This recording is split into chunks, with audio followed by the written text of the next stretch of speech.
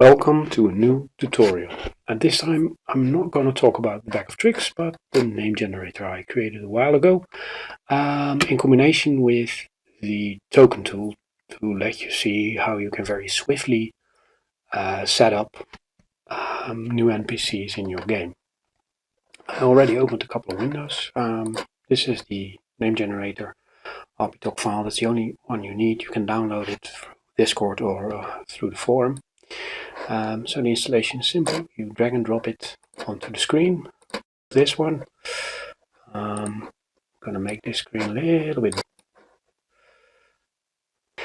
And open the selection panel. Well, the first time, as usual, when you install something new, you either save and reload or you run on campaign load to get everything loaded. At the top you can find a couple of campaign macros, which for the sake of it I'll install now as well, which are 3 macros which you can use straight out of the box. So we can close this. Okay, well, this is so far the installation of the name generator.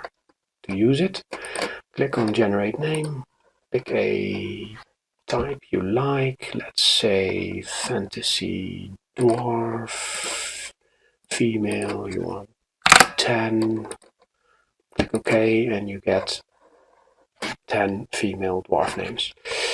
In case you were wondering, this if available use descriptive name, that's basically the only one with fantasy elf. You either have Assad Duth, Teriat, Urtaro, or you have descriptive names for elves, in which case you get Philoth, Sa, Fastwing.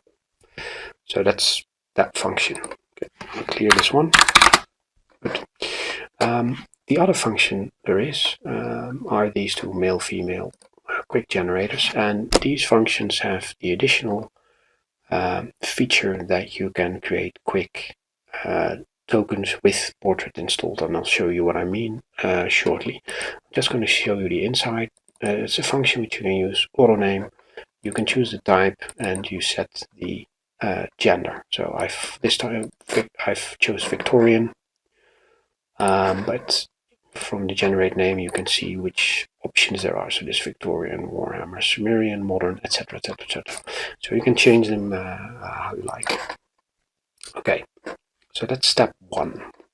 Now step 2, I'm going to make this a bit smaller, and I'm hoping that I still see something. Okay, now this is the token tool straight out of the box. Everything is, I've just installed it, opened it, that's it. So in order to use this properly in combination with the new functionality, there are a couple of things you need to do first. First, in save options, you need to turn on use file numbering. It's important. Make sure that this is space and then portrait, but it's default so you don't have to look at, and save portrait on drag and drop. That's it. So that's the settings. You can close the save. You can go to overlay options and you can choose the type of overlay you like. Let's say that we go for, I don't know, I always like the decorated, say this one. You can have a nice, you can drag and drop, which you probably already knew. What most people don't know is that if you start searching the interweb, I've already started it, and now I looked for a couple of, so I use Google Images, I looked for Townfolk, and I already opened a couple of files, so I'll do this one as well. Open image, new tab. So I've got a couple of images open. Now what's cool of the token tool, this doesn't always work. You can always drag an image onto your desktop and then in the token tool. And in most cases you can drag the image straight on the token tool and then it loads. You can position it correctly. Now when I drag this one here, you will notice that the portrait image is put here as well. Now we have a token and a portrait image, which you have to fiddle around to actually make this a portrait image of the token itself. So I created this function for it. I'm going to leave this here, and I'm going to do the other 2 as well. So this one, you can use your mouse scroll wheel, the mouse wheel, to zoom in, zoom out, to position to get a better position of the token. So we'll do this one, and then finally the third one, this one. Okay, it's not the most great images, but that's not the point. Okay, now the only thing I'm worrying about is that it didn't save for some reason the